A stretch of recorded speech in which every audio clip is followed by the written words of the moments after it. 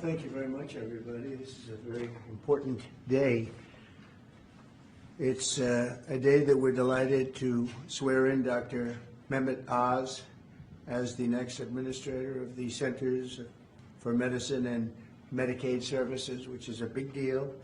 Congratulations to Dr. Oz and his beautiful wife, Lisa, and their friends and family on this really incredible achievement. Come a long way. It's amazing. Dr. Oz comes to this position as one of the nation's most talented and beloved medical professionals. He graduated from Harvard University. Harvard. Well, how convenient. Should we talk about Harvard? Before obtaining his MD at the University of Pennsylvania School of Medicine, a great one, and really some amazing education while also earning an MBA from the wonderful Wharton School of Business. He completed his medical residency at the world-renowned New York Presbyterian Columbia University Medical Center. Dr. Oz then had a sterling medical career in which he became an internationally acclaimed heart and lung surgeon, highly respected. He served as director of the Cardiovascular Institute and integrative medicine program at New York Presbyterian, and as a longtime professor at Columbia University's College of Physicians and Surgeons. Boy, oh boy, Doc, I thought he just did a show. I only know the show. You know why I know the show? Because he said, I'm a little overweight, I should lose some weight. I did a show, and that's what I got out of it. That was not good, but I'm looking at all of this other. This is very impressive. Dr. Oz authored more than 400 contributions to academic and scientific publications and holds several patents for technologies that revolutionize cardiovascular surgery. And Dr. Oz later translated his experience into an extraordinarily successful television career, making him one of the most trusted voices on healthcare. And he also got very high ratings, I can tell you that. He did great with the television thing. As CMS Administrator, Dr. Oz will work tirelessly to strengthen and protect Medicare for our nation's seniors and Medicaid for the needy. Just as I promised, there will be no cuts. We're not going to have any cuts. We're going to have only help. Dr. Oz will work to improve the quality of care for decades to come, and he'll ensure that criminals, fraudsters, and illegal aliens are not permitted to rob America's seniors. They are trying, but they're not going to get away with it. He will also work alongside Secretary of Health and Human Services Robert F. Kennedy Jr. I've heard of him. He's a pretty famous guy. He's doing a great job to address the crisis of chronic illness and to make America healthy again. So I want to just thank Dr. Oz, and because this is a big commitment he's making. He has a lot of options, and this is a big, big commitment. And I want to congratulate you and your family on really an amazing life, and I think this is going to be by far the most important part of an already incredible life. So thank you very much. God bless you. Congratulations. It's amazing. Congratulations. Wow. What a job, huh? Yeah. Are you ready, Bobby? Sure. Let's do it. You put your hand on the Bible with your left hand and raise your right hand. And repeat after me.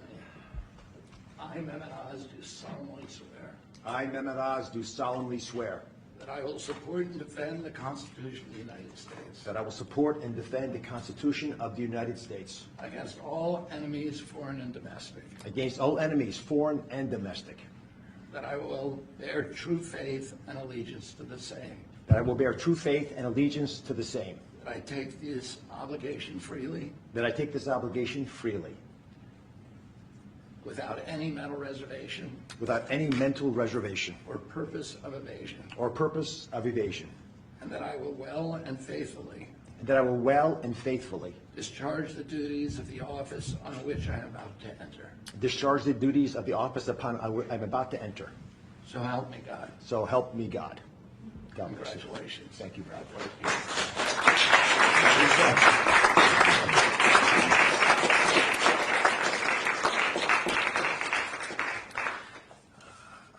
I've got to start off by thanking three people.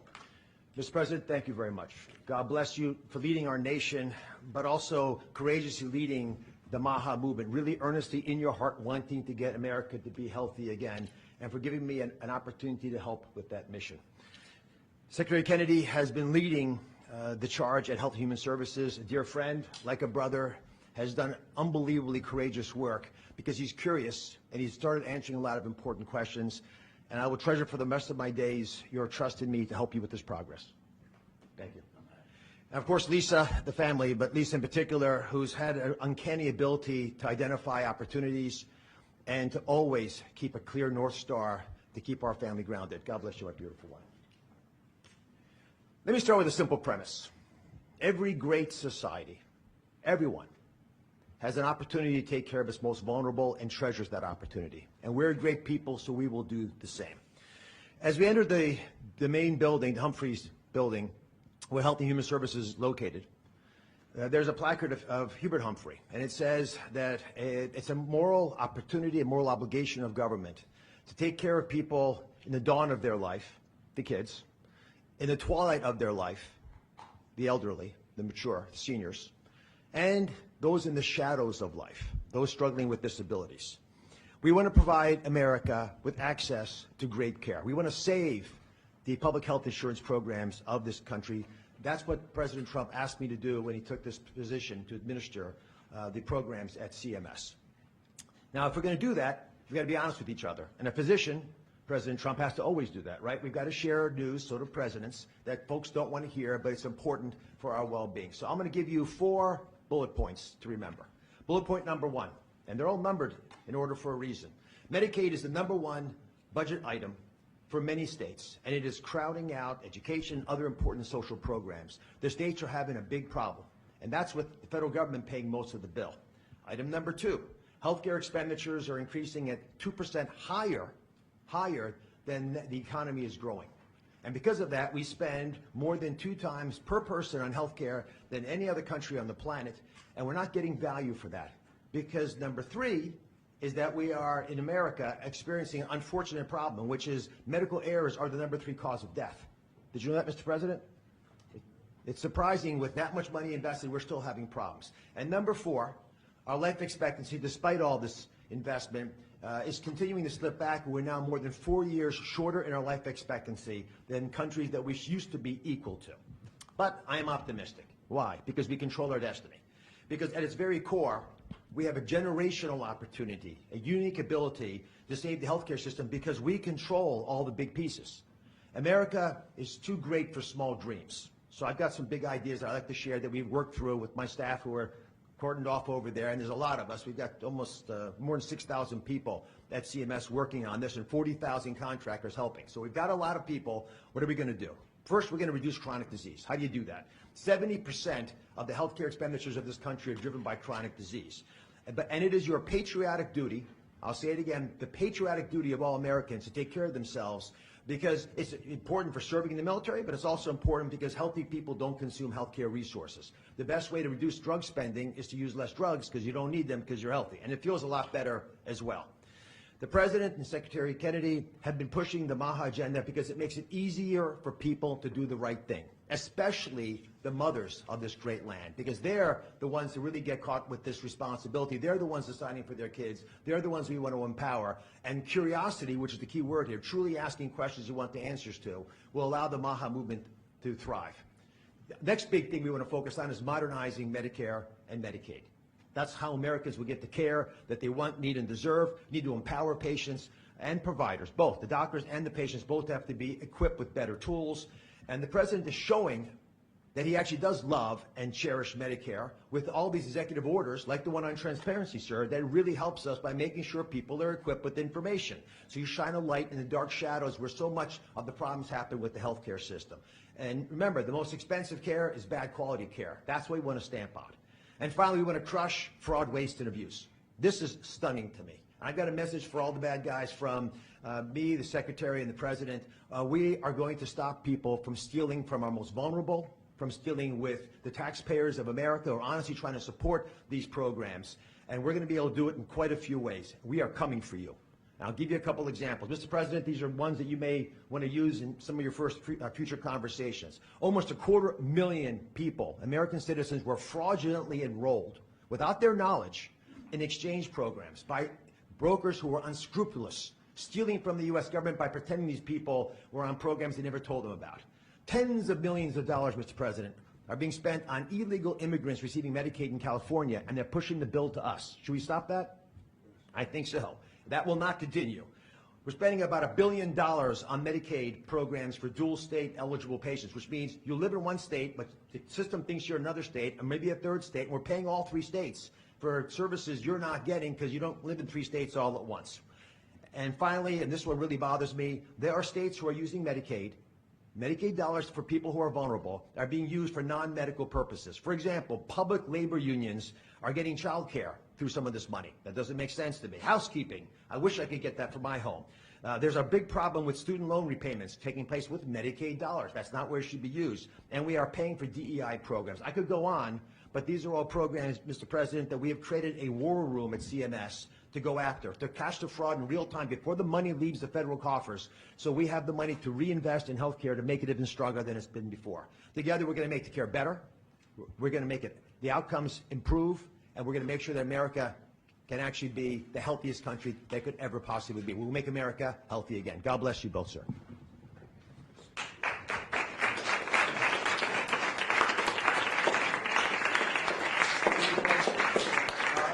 Any questions? Okay. Sir, Mr. President, Marco Rubio said, Easy. Go ahead. Secretary Rubio said that the U.S. will have to figure out whether a deal can be done between Russia and Ukraine in a matter of days, or you will just move on. Yeah, very short. How many days is that? No specific number of days, but quickly, we want to get it done. We're talking about here, people dying. We're talking about over there, people are dying also, like on average 2,500 young people, soldiers. They're not from America, they're not from anywhere else other than Ukraine and Russia, but we want to save these lives. So it's 2,500 a week are being killed in battle. It's a vicious battle with the best equipment, the best everything, and it is brutal. 2,500 young people a week. Some of them not so young, actually. They're getting older. They're getting older by the month. But 2,500 a week, and we're going to get it stopped ideally. Now, if for some reason one of the two parties makes it very difficult, we're just going to say you're foolish, you're fools, you're horrible people, and we're going to just take a pass. But hopefully we won't have to do that. And Marco's right in saying we want to see it end. Think of it. Every day, a lot of people are being killed, as we talk about, as they play games. So we're not gonna take that, and we'll see. I think we have a good chance of solving the problem, however. Yeah. Are you prepared to walk away completely from these efforts and these talks? Well, I don't want to say that, but we want to see it end. We want to see it end, yeah. Is Vladimir Putin stalling in your view, Mr. President? I hope not. I'm going to let you know about that soon if he is, but I hope not. He's got a big force out there, big force. It's a war that should have never happened. It would have never happened if I was president. That's a war, and it didn't happen for 4 years. That's a war that should have never happened. October 7th, Israel would have never happened. Iran was broke, and now we'll see what happens with Iran. We have a lot of them out there. We have a lot of things that we're working on right now that shouldn't have happened. None of it. Ukraine would have never happened with Russia. October 7th would have never happened, so you wouldn't have had all the problems in the Middle East. The Afghanistan embarrassment, probably the most embarrassing day in the history of our country, would have never happened. Inflation would have never happened. By the way, prices are down. Groceries are down. Eggs, which you hit me so hard, I'll never forget the first week in office, they were screaming at me about eggs. I said, what's going on with eggs? They were doubling and tripling. I said, I just got here.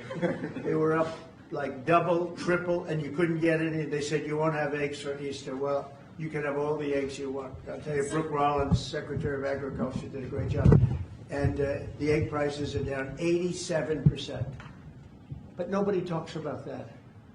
You can have all the eggs you want. We have too many eggs. In fact, if anything, the prices are getting too low. Mr. President, So I just want to let you know, prices are down. Gasoline yesterday in 3 states hit $1.98 a gallon. and it looks like it's at a level that it hasn't seen since my days, my 4 years. So it's about I'd say maybe, I think we're going to be averaging $2.25 very soon. So I just want to let you know, though, because I keep hearing about prices and inflation. Prices are coming down, not going up. Only the fake news says they're going up. The only thing that's even are interest rates. And if we had a Fed chairman that understood what he was doing, interest rates would be coming down too. He should bring them down. Yeah, please. Mr. President, what do you need to see from both sides in order to keep negotiations going? What do you want to see from Russia and Ukraine? I have to see, my whole life has been one big negotiation, and I know when people are playing us, and I know when they're not, and I have to see an enthusiasm to want to end it. And I think I see that enthusiasm. I think I see it from both sides. Do you think Russia's But you're playing going to you? know soon. Do you think Russia's playing you? No, nobody's playing me. I'm trying to help. You know, this was Biden's war, by the way. By me getting involved, you know, they'll say, oh, it's Trump. This is not Trump's war. This is Biden. This is a war that should have never happened. Okay? Think of it. Those cities are crushed and crashed, and all those beautiful steeples, the most beautiful in the world, actually considered the most beautiful in the world, most of them are now smashed to smithereens, as they say, and lying on the ground in a million pieces. Those towns are crushed, the whole place. It's so horrible. And millions of people are dead, far more than you think. That's one thing you're going to get out of this war. You're going to find out that your estimates are far lower than, it's far worse than people think. Nobody's playing anybody. We are going to see if we can get it done. I think we have a really good chance of getting it done, and it's coming to a head right now. If you do support Would you- Ukraine militarily, Say if you do decide to move on or take a pass, Mr. President, would you then continue to support Ukraine militarily? Well, I'm not going to say that because I think we're going to get it done. There's a group of Venezuelan men down in Texas who have been alerted that they are soon going to be deported under the Alien Enemies Act. Have you authorized that operation, I and don't know where are they about going the to go? group you're talking about, but if they're bad people, I would certainly authorize it, yeah. You know, I won an election in a landslide. We won all 7 swing states. We won by millions of votes. We won 2,750 districts to 505 districts. 2,750 to 505. That's why the map, when you look at it, is all red. And one of the biggest reason, I think the biggest single reason, actually, I'd like to say it's because of this, because I think they're going to come up with things that are incredible. But probably the biggest reason was because of the border and because of illegal immigration. And the people of this country want those people out. Because what Biden did, and I don't know if he did it, I'm not even sure he knows what the hell he was doing, but what his people did, representing him, was allow millions and millions of people from jails, from prisons all over the world, people from mental institutions and insane asylums, gang members, drug dealers, pouring into our place. And you know what? Our people voted for me to get them out. They want them out. They want them out. And we've done a hell of a job. And by the way, Ecuador and various places, but El Salvador, we've been helped by a lot of other states where they're helping us, actually. Because you couldn't, look, what this man was thinking when they allowed open borders and people to come in, if you look at Venezuela, their crime is down by 72%. You know why? They took all their criminals off the street. They took all their prisoners from jail. They took murders. 11,088 murderers were released into our country. Bad things are going to happen. Bad things. And we're getting them out. And that's why I was elected. A judge wasn't elected to do that. I was elected to do that. And we're doing it in record fashion. We have the safest border, the most secure border we've ever had. See the Declaration of Independence? You should all read that before you leave. That's the real deal. You should all read it before you leave. Yeah. Mr. President, photos have emerged of Senator Van Hollen sipping what appears to be margaritas with Abrego Garcia down in El Salvador. Do you encourage other Democrats to fly down to El Salvador to meet with this illegal alien who's an accused wife beater? I like this guy. See, now this is the kind of a reporter we like. There aren't enough of them. We got to get some more of them. But no, I appreciate that question. No, look, he's a fake. I know him. I know them all. They're all fake. And they have no interest in that prisoner. That prisoner's record is unbelievably bad. If you would go into the room, you might, if you would, Caroline, maybe go into the room and see if you can find that little slip. I wrote some things down. I don't know why you'd want to keep them, but we got a little biography of him. Did you help set up that? Not a very innocent guy. Did you Yeah, help set up that on meeting, IRS. sir? Mr. President, on that- in the spirit of Easter Sunday and while we're on the Good Friday. subject, right? Yes, of course. So you're talking about Abrego Garcia, is that the one? Yeah. Is an illegal alien MS-13 gang member and foreign terrorist. This comes out of the State Department and very legitimate sources. I mean, I assume, I'm just giving you what they handed to me, but this was supposed to be certified stuff. In 2019, Garcia was issued a deportation order.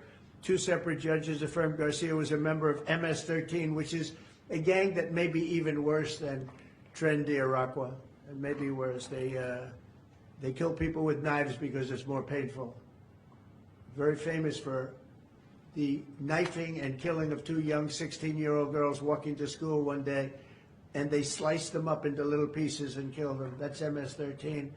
And 2 separate judges affirmed Garcia was a member of MS-13. When Garcia was originally arrested, he was wearing a sweatshirt with rolls of money pouring out, an MS-13 gang symbol that he was driving with 2 other known violent MS-13 gang members, 2 of the most violent members that we know of in the MS-13 gang of thugs.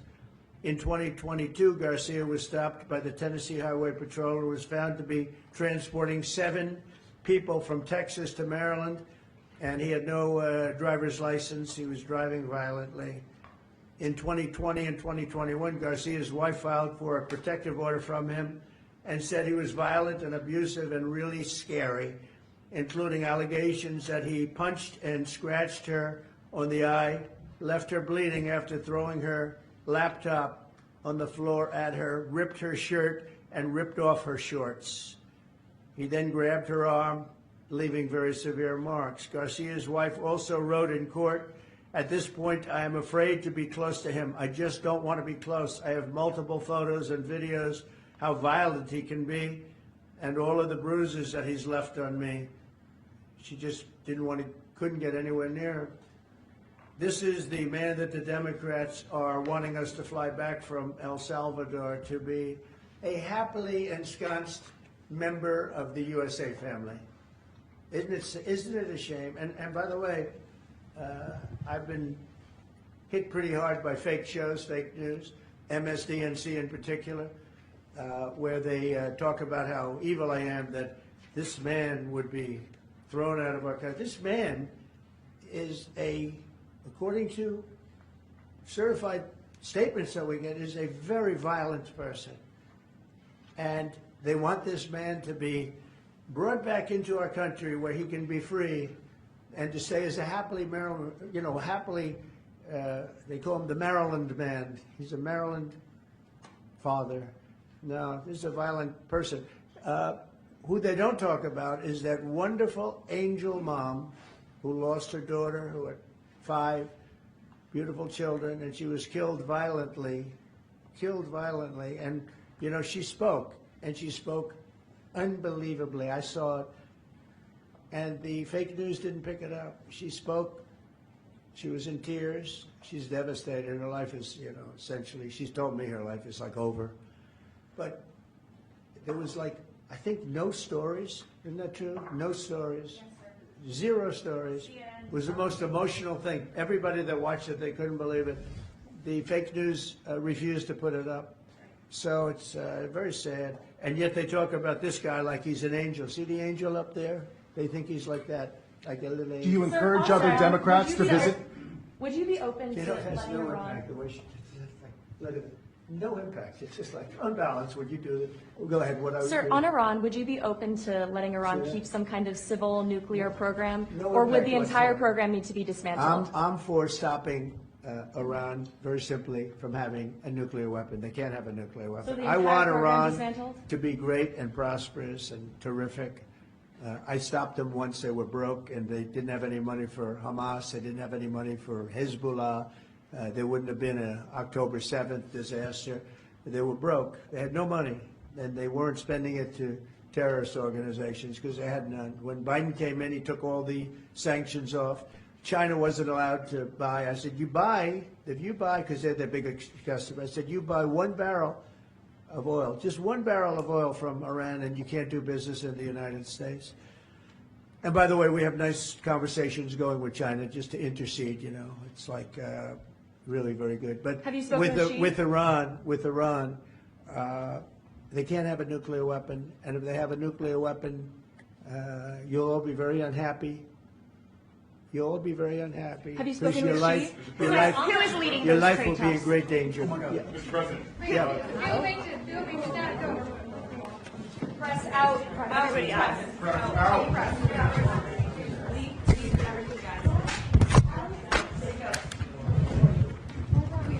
You want to?